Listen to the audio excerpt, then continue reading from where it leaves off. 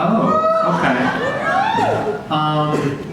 The inspiration, the inspiration for the name includes the fact that you pronounced it wrong, because you said it correctly. And for us, none of us speak Spanish, and we like the idea of having a name that didn't mean anything in English. It just kind of had this weird, nonsense, musical sound to it. So anytime we hear somebody say it properly, it seems like they're saying something else. Because our names are these 4 syllables in English that don't mean anything. And that's what we were looking for. We wanted something that wouldn't have any connotation. But on the other hand, we were so, I think stupid might be the word, not to think that maybe we're connoting that we're a Spanish band. We didn't think about that. We were in our blinkered rock and roll world, and all we cared about was not sounding like we were in the Paisley Underground. And back when that was a problem. Yeah, I know. That was a definite concern at some point. In my little corner of the world, I bought a record at a thrift store and was just completely fascinated by the record and fascinated by the guy who recorded it. And Florida, right? What? Did that record come from Florida? It did. Yeah. It was. Which should already tell you something. It was Tampa, right? I think so.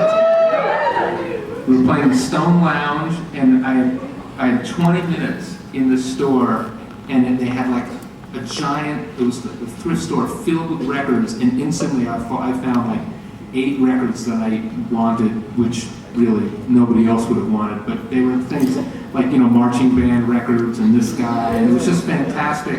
And I had to leave with like having looked through only this many of them, knowing that it was filled with other records just as good.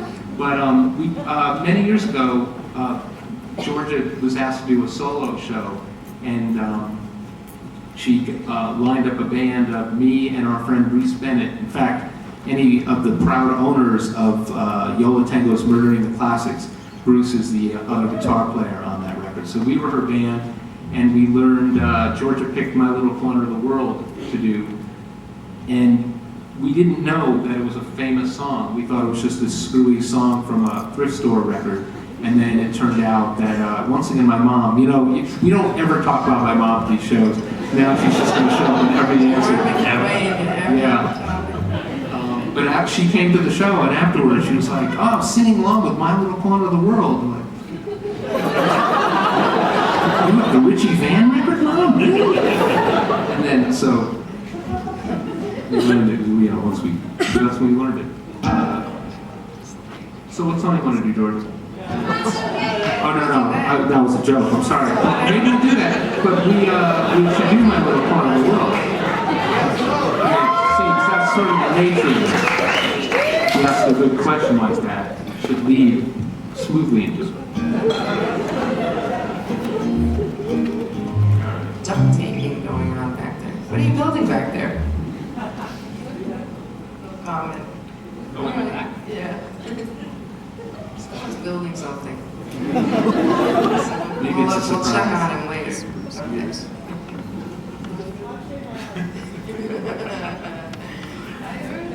Okay, ready?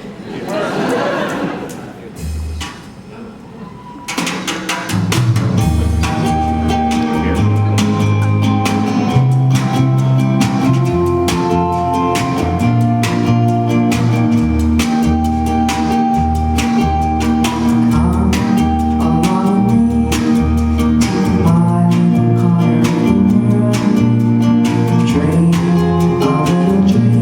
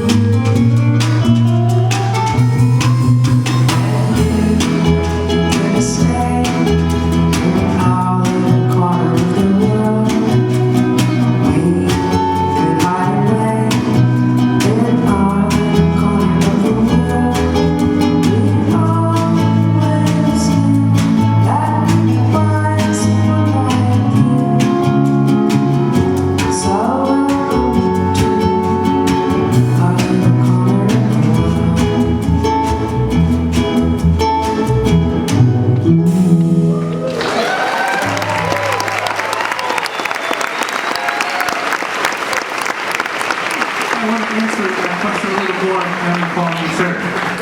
Because the other inspiration for that was that when we, like a lot of the records we make, we just recorded a bunch of songs that we had without knowing what was going to be on the record and what wasn't going to be on the record. And I think when we recorded My Little Corner of the World, we probably thought it was going to be like a B-side or something like that. And then when we were trying to find out what songs would go together in what order on I Can Hear the Heart Beating as One, by the time we were done, it just seemed like a nice way to kind of sum up the record. So it kind of almost accidentally ended up on our record. And I think a lot of times a song kind of that goofy or simple or something, you know, just put it in the right place and it just can seem really meaningful. So hopefully it did to us.